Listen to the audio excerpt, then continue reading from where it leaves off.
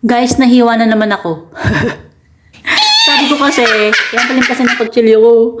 Sabi ko, sige, pangatlong hiwa, bibili na talaga ako ng sangkalan. Eh, pangalawang hiwa pa lang, guys.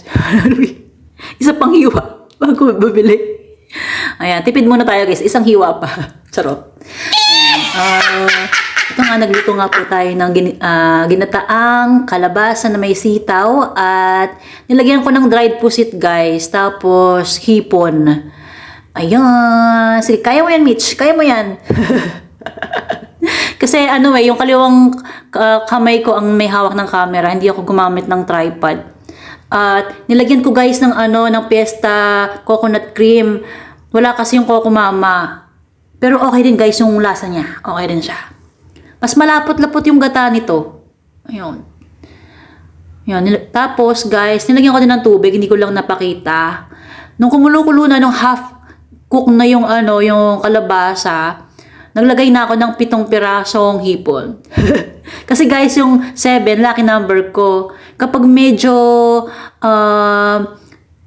kaya sa budget, mga 12 pieces yung binibili ko kasi yon birthday ko yon. Oh guys, seryoso. Pati sa mga hipon may numbers, ganun. Ayun.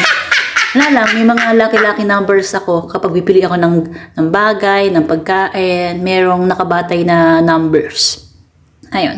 Kasi naman dalawa lang na hipon, December 2, ginawa ko ng 7. Ayan.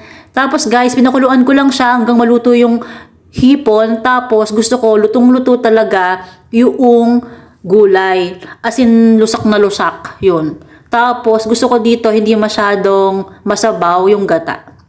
Nakakatuwa, guys, kasi nag-message sa akin yung collector natin from Romblon, si Attorney. Michelle, kamusta ka na? Sana okay ka lang. Papagawa ulit ako ng fish harvest. Ayan, guys. Ito, guys, yung yung ubas. Ang sarap nito. Magsasaing na ako, guys, para makakain na.